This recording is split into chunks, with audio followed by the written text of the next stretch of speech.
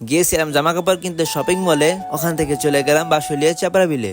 তো হেই গেস, কি অবস্থা সবার? আশা করি সবাই ভালো আছেন। তো আজকে আমরা চলে যাচ্ছি বাঁশলিয়া চাপড়া বিলে, আর এখন আমরা আনন্দ করতে করতে বক্স বাজিয়ে অটো দিয়ে যাচ্ছি আমরা বাঁশলিয়া চাপড়া বিলে, কারণ আমাদের কাছে বাইক নাই, তার কারণে আমরা অটো দিয়ে যাচ্ছি। তো যাই হোক, এখন আমরা সখীপুর শপিং মলে নামলাম, কারণ অনেকে জামা কাপড় নিয়ে এসে নাই, পানি তো মজার কারণে জামা কাপড় কিনতে হইব। তো এখন আমরা চলে আসছি আর এসে অটোটা পার্কিং দিয়ে দিলাম। তো যাই হোক, এখন আমরা সামনের দিকে ট্রাই গেলাম, আর এখানে আশেপাশে যা দেখতেছি সবই পানি, দেখতে অনেক সুন্দর লাগতেছে। আর এবার বাঁশলিয়া মোটামুটি ভালোই পানি হয়েছে, আশেপাশে সবাই ছবি টুবি তুলতেছে। আর এখন আমাদের প্রথম কাজটি হলো একটা লঞ্চ ভাড়া করতে হইব, তাও অল্প দামে। আর অন্যান্য জায়গা থেকে এখানে লঞ্চের ভাড়া অনেক বেশি, যার কারণে একটু যাচাই বাছাই করে তারপর লঞ্চ ভাড়া করতে হয়। তো এখন আমরা 3 ঘন্টার নামে একটা লঞ্চ ভাড়া করলাম 1000 টাকা দিয়ে। আমাদের ছোট্ট একটা বক্স আনছিলাম, আর এটা বাজায় সবাই মিলে নাচানাচি শুরু করতেছে লঞ্চে, ওইটাই। আর এখন আমরা চলে আসছি সেই বিখ্যাত ইজল গাছে, যেটা বাঁশলিয়া চাপড়া বিলের মাঝখানে পড়েছে। আর এই ইজল গাছের আশেপাশে অনেক লঞ্চ আসে আর অনেক লোকজন আসে, কারণ এটা অনেক পপুলার, যার কারণে সবসময় অনেক লোকজন হয়। আর এখানে আমরা ঘোরাঘুরি করার জন্য, এনজয় করার জন্য আসছিলাম, মোটামুটি ভালো এনজয় করলাম সবাই মিলে। আর দেখলাম আশেপাশে অনেক লঞ্চ, যেগুলোর মধ্যে বক্স নিয়ে আসছে, আর এগুলো অনেক পোলাপানে নাচানাচি করতেছে।